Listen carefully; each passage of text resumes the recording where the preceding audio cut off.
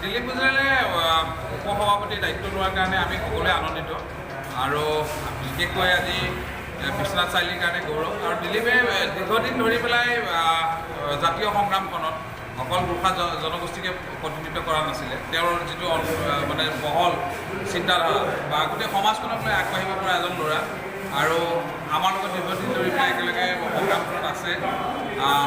গোৰ্খা জনগোষ্ঠীটোৰ যিখিনি জনগোষ্ঠীয় কাম কাজ ছাত্ৰ সংগঠন হিচাপে সেইখিনি তেওঁ কৰে আৰু তাৰ উপৰিও অধিক সময় কিন্তু সমাজখনৰ বিভিন্ন জাতি ধৰ্ম নিৰ্বিশেষে সকলো কাৰণে সদায় মাত মাতি দেখিছোঁ আৰু আমি আশাবাদী এইবাৰ এখন গোৰ্খা ছাত্ৰ সন্থাৰ যিখন কেন্দ্ৰীয় সমিতি গঠন হৈছে অত্যন্ত মানে আটাইকেইজন মানে কাম কৰিব পৰা ল'ৰাক দায়িত্ব দিছে গোটেই সংগঠনটোৱে আৰু আমি আশাবাদী যে গোৰ্খা ছাত্ৰ সন্থাৰ এই যিখন নৱনিৰ্বাচিত কেন্দ্ৰীয় সমিতি এই কেন্দ্ৰীয় সমিতিখনে অসমৰ বৃহত্তৰ অসমীয়া জাতীয় সত্তাৰ বাবে অসমৰ অৰ্থনৈতিকৰ ক্ষেত্ৰত হওক বা সমাজ ব্যৱস্থাৰ ক্ষেত্ৰতে হওক বা আমাৰ ছাত্ৰ সমাজৰ বাবে হওক আটাইখিনি দিশ যাতে তেওঁলোকে অতি আন্তৰিকতাৰে যাতে কামখিনি কৰে সেইটো আমি আশাবাদী।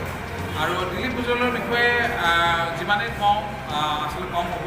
এজন অত্যন্ত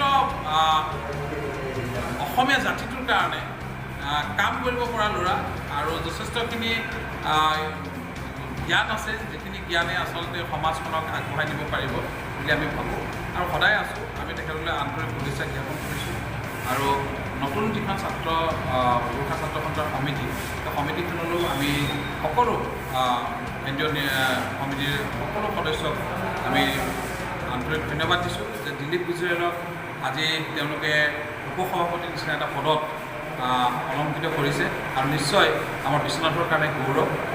দিলীপ গুজৰালে অনাগত দিনত সংগঠনটোৰ উপৰিও আমাৰ আটাইখিনিৰ কাৰণে যাতে কাম কৰিব।